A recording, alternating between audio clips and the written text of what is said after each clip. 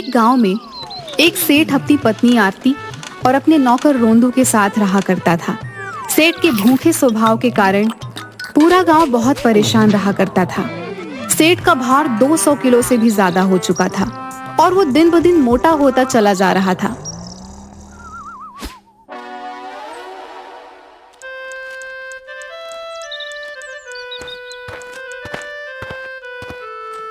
मालकिन, सेठ जी तैयार होकर कहीं जाने की तैयारी कर रहे हैं। वैसे तो ये कहीं नहीं जाते। आज कहाँ जा रहे हैं?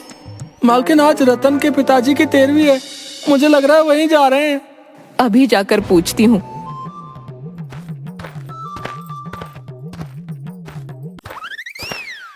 इतने सज धज कर कहाँ जा रहे हैं आप? अरे वो अपने पड़ोस के पंडित जी थे ना, उनका स्वर्गवास हो गया है। बेचारे बहुत भले आदमी थे। उनके परिवार का दुख दर्द बांटने के लिए तो जाना ही पड़ेगा ना। तो आप पंडित जी के परिवार का दुख दर्द बांटने के लिए जा रहे हैं? हाँ, बिल्कुल सही कहा। मैं अभी 2 घंटे में वापस लौट आऊंगा। लेकिन उनका तो स्वर्गवास हुए काफी दिन हो चुके हैं। उनके परिवार का दुख दर्द बांटने की याद अब आई है आपको? हो सकता है मुझे याद ना रहा हो।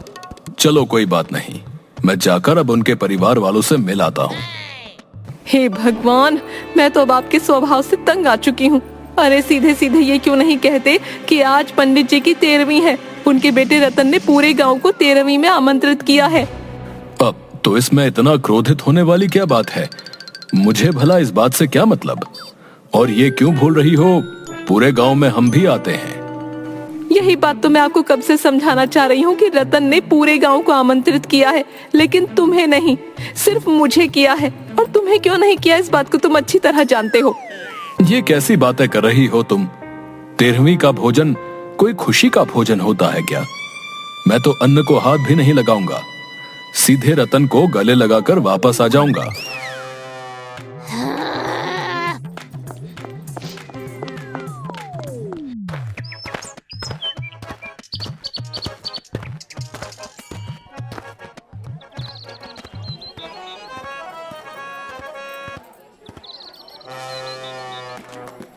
बल्लू, ओ बल्लू, अरे मैंने तुझे मना किया था ना कि किसी भी हाल में भूल से भी सेठ के घर पर मत पहुंच जाना। लेकिन मैं तो सेठ के घर पर गया ही नहीं, बल्कि मैं तो सेठ की पत्नी से उल्टा ये कहकर आया हूँ कि सेठ जी से साफ साफ कह देना कि वो यहाँ पर ना आए। अगर ऐसी बात है तो फिर ये भूखा सेठ यहाँ पर कैसे आ गया? वो देख सामने, वो सीधा यहीं पर आ रहा है। तब तो आपका ईश्वर ही भला करे। सिर्फ ईश्वर ही आपकी इस भूखे सेठ से रक्षा कर सकता है। अरे ये भूखा सेठ जहां पहुंच जाए वहां पर भोजन बचता है क्या? इसने सारे गांव की नाक में दम कर रखा है।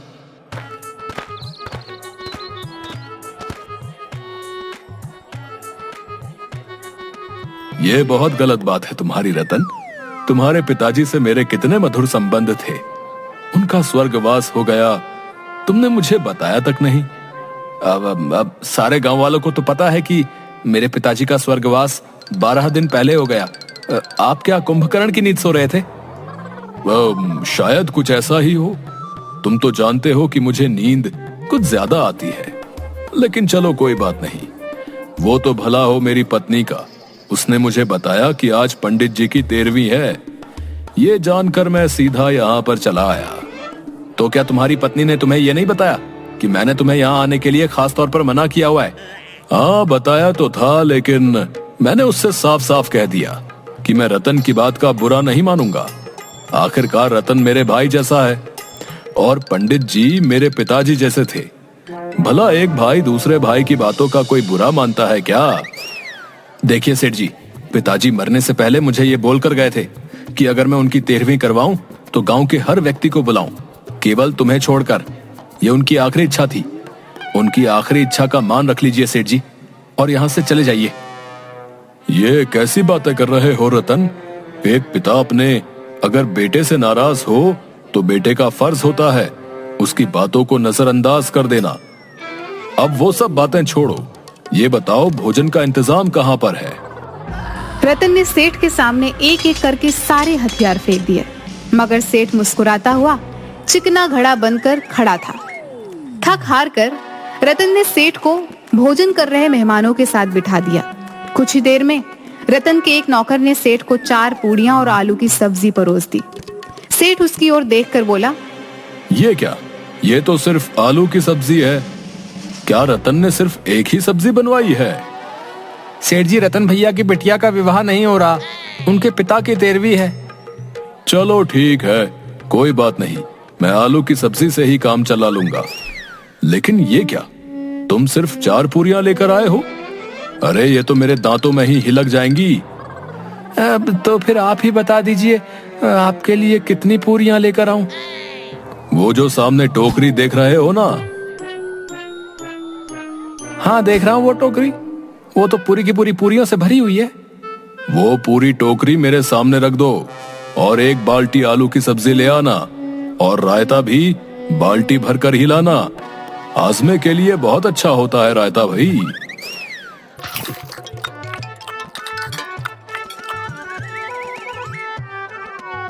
कुछ ही देर में सेठ मेहमानों का सारा खाना खा गया।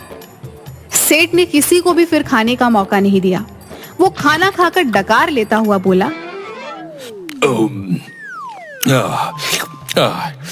अभी भी थोड़ी सी भूख बाकी है। ऐसा लग रहा है 2-4 पूरियां और मिल जाती तो। तभी सेठ की नजर गांव के एक व्यक्ति पर पड़ी, जिसकी पत्तल में 3 पूड़ियां रखी हुई थी।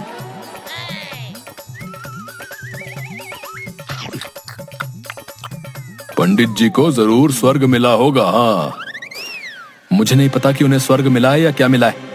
मुझे बस इतना पता है सेठ, तुम सारे गांव का खाना खा गए और तुम्हारा भार 200 किलो से ज्यादा है। सेठ रतन की बात पर मुस्कुराता हुआ सीधा अपने घर की ओर चल दिया और रतन क्रोधित होकर सेठ को जाता हुआ देखता रहा।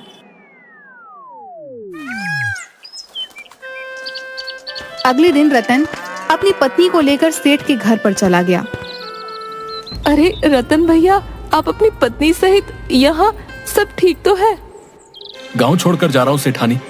गांव छोड़कर? लेकिन क्यों? आखिर ऐसी क्या आफत आ गई कि आपको गांव छोड़कर जाना पड़ रहा है? आफत तो तुम्हारे घर पर बैठी है। मेरी समझ में नहीं आता कि आखिर तुम उस आफत के साथ अपना जीवन कैसे व्यतीत कर रही हो। तुम किसकी बात कर रहे हो? तुम्हारे पति की और किसकी? कल शाम मैंने अपने पिताजी की 13वीं पर पूरे गांव को न्योता दिया था। अरे सेठानी, सेठ सारे गांव का भोजन खा गए। मैं गांव में किसी को मुंह दिखाने के लायक नहीं रहा। अतिथि मेरे घर से भूखे चले गए। चिंता मत कीजिए, मैं सारे पैसे देने को तैयार हूँ। रतन जी, उनकी तरफ से मैं क्षमा मांगती हूँ।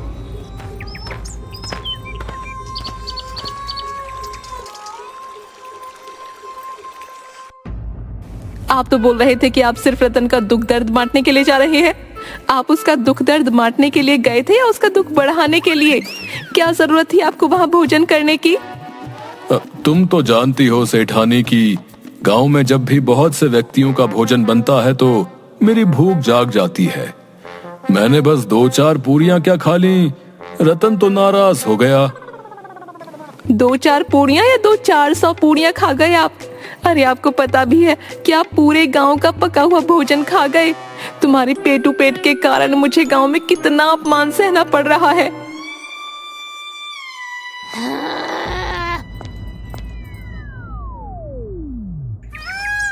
कुछ महीने ऐसे ही बीत गए। गांव के मुखिया की इकलौती बेटी सीमा का विवाह पड़ोस के गांव के एक व्यक्ति से होने वाला था। 3 दिन बाद बारात आने वाली थी। मुखिया बेचैनी से अपने घर के बाहर टहल रहा था कि तभी उसके घर का नौकर कलुआ मुखिया से बोला, क्या बात है मुखिया जी, सब कुछ कुशल मंगल तो है? चेहरे पर इतनी परेशानी काहे को झलक रही है आपके?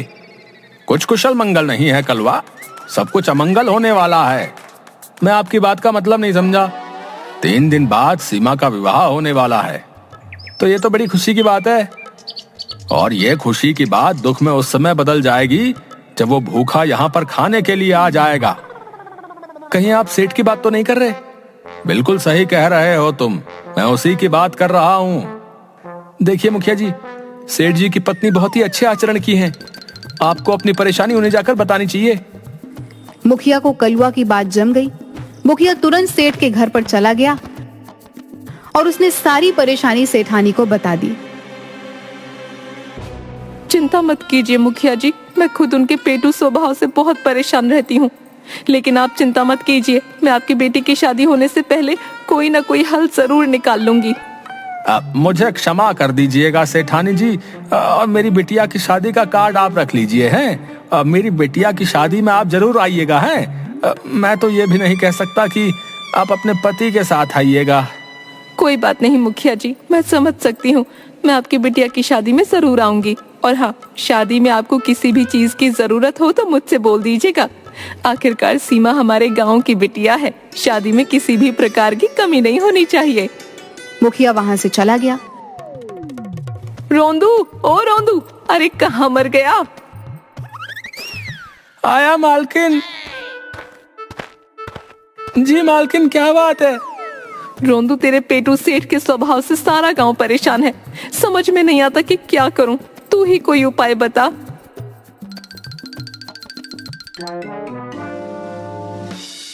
मेरे पास एक उपाय है मालकिन, लेकिन मुझे डर है कि कहीं आप बुरा ना मान जाएं।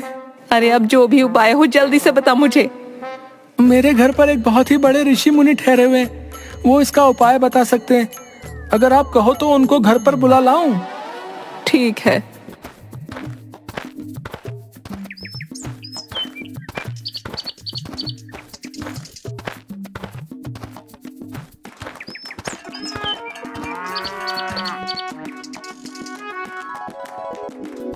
साधु महाराज, जब आप सब कुछ जानते हैं तो कृपा करके मुझे इसका उपाय बताइए। तुम निश्चिंत होकर मुखिया की बेटी के विवाह में जाओ।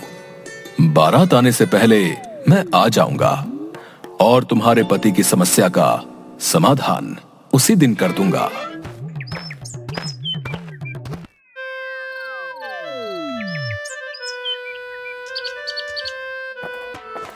सीमा के विवाह के दिन सेठानी उसके विवाह में पहुंच गई और उसने गांव के मुखिया को साधु की सारी बात बताती है। मैं आप ही का इंतजार कर रही थी साधु महाराज। मैंने तुमसे कहा था ना कि बारात आने के कुछ देर पहले ही मैं यहाँ पर आ जाऊंगा।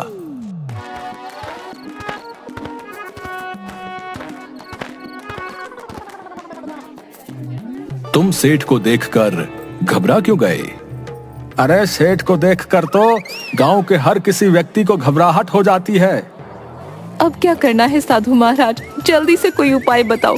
मेरे पति कुछ ही देर में मुखिया जी की सारे बारातियों का पका हुआ भोजन खा जाएंगे और फिर से मुझे बहुत सारे पैसे खर्च करने पड़ेंगे।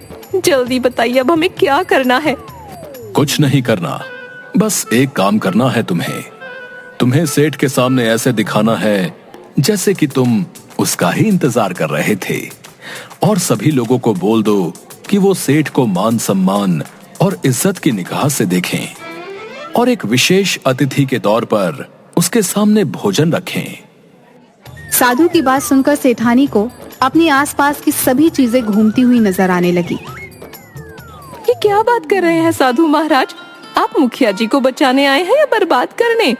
अरे आप तो जानते हैं मेरे पति बारातियों का सारा खाना खा जाएंगे, और अगर बाराती ही भूखे रह गए तो बिटिया का विवाह संपन्न होने से पहले ही समाप्त हो जाएगा, और मैं इतनी जल्दी इतने सारे बारातियों का भोजन का प्रबंध भी नहीं कर सकती।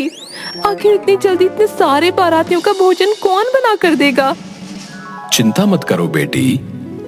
सेठानी के पास साधु की बात मानने के अलावा और कोई भी चारा नहीं बचा था। उसने सभी लोगों को आदेश दे दिया कि सेठ के सामने बहुत ही सम्मान पूर्वक पेश आएं। आइए सेठ जी, आइए। मैं आपका ही इंतजार कर रहा था। अगर ऐसी ही बात है तो फिर आपने मेरे घर पर मेरी पत्नी को ही क्यों न्योता भिजवाया? अरे सेठ जी, आप और आपकी पत्नी अलग अलग थोड़ी ना हो। आओ आओ। मुखिया की बात सुनकर सेठ मुस्कुराने लगा। तभी उसकी नजर अपनी पत्नी पर पड़ी, जो कि साधु के कहने पर मुस्कुराकर देख रही थी। अरे वाह, आज तो मेरी पत्नी भी मुझे देखकर मुस्कुरा रही है। आज तो भोजन करने में आनंद आ जाएगा। अच्छा मुखिया जी, अब ये बताइए कि भोजन का प्रबंध आपने कहाँ रखा है? मुखिया ने सेठ को बड़े आदर और सम्मान के साथ बैठा दिया। सेठ के ठीक सामने साधु मुस्कुराता हुआ बैठ गया। अरे आप तो साधु महाराज लगते हैं। माफ कीजिएगा, मैं आपको अपने साथ जरूर बिठाता, लेकिन भोजन के मामले में मेरा स्वभाव थोड़ा सा कठोर हो जाता है। कोई बात नहीं बेटा, आज मैं तुम्हें अपने हाथों से भोजन परोसूंगा। ये तो बहुत अच्छी बात है साधु महाराज। साधु के हाथ से परोसा हुआ भोजन खाने से तो बहुत पुण्य मिलता है। साधु ने मुखिया को 2 पूड़ी और कुछ सब्जी लाने का इशारा कर दिया। मुखिया एक पत्तल में 2 पूड़ी और थोड़ी सी सब्जी ले आया। साधु ने वही पत्तल सेठ के सामने रख दिया। ये क्या साधु महाराज, लगता है आपको पता नहीं है कि मेरी खुराक कितनी है। 2 पूरी तो मेरी दाढ़ में ही हिलक जाएगी। तुम 2 पूरी से ज्यादा नहीं खा सकते। सेठ साधु की बात सुनकर हंसने लगा। नहीं साधु महाराज, लगता है आप मेरे बारे में नहीं जानते। मैं तुम्हारे बारे में इतना जानता हूं जितना तुम स्वयं नहीं जानते। चाहो तो मुझसे शर्त लगा लो, तुम 2 पूरी से ज्यादा नहीं खा पाओगे। सोच लीजिए साधु महाराज। सोच लिया है, तुम भोजन करना प्रारंभ करो। साधु की बात सुनकर सेठ बहुत तेजी से एक पूड़ी खा लिया, मगर जैसे ही उसने दूसरी पूड़ी खाई, अचानक उसका पेट भरा हुआ महसूस हुआ। सेठ डकार लेकर आश्चर्य से साधु की ओर देखकर बोला, ये तो चमत्कार है साधु महाराज, ऐसा कैसे हो सकता है? मेरी भूख 2 पूरियों में कैसे मिट सकती है? इंसान की भूख बस इतनी ही होती है। ये चमत्कार कैसे हुआ साधु महाराज? बताता हूं। सेठ के पिता एक बहुत बड़े वैद्य थे जो तरह तरह की औषधियां बनाते थे और वो उस औषधि का इस्तेमाल सबसे पहले स्वयं के ऊपर करते थे। एक दिन उनके पास एक व्यक्ति इलाज के लिए आया। उस व्यक्ति को भूख नहीं लगती थी। सेठ के पिता ने भूख बढ़ाने वाली औषधि बनाई और स्वयं इस्तेमाल किया। इत्तेफाक से उस समय गांव में किसी का विवाह था और न्योता सेठ के पिताजी को भी गया था। वो औषधि इतनी कारगर साबित हुई कि देखते ही देखते सेठ के पिता बहुत सारा खाना खा गए। ये देखकर उस गांव के व्यक्ति ने सेठ के पिता को अपमानित करके बाहर निकाल दिया। सेठ के पिता ये अपमान बर्दाश्त नहीं कर सके और उन्होंने बचपन से ही वो औषधि सेठ को पिलानी प्रारंभ कर दी।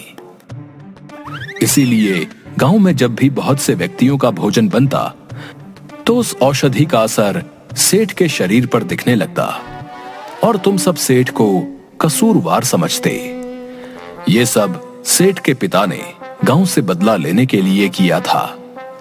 मैंने चुपके से सेठ की सब्जी में एक दूसरी औषधि मिला दी थी। वो औषधि उस औषधि का एक तरह से काट थी। अब ये बिल्कुल सही हो चुका है। इतना बोलकर वो साधु वहां से चला गया और उस दिन के बाद से सेठ की भूख समाप्त हो गई।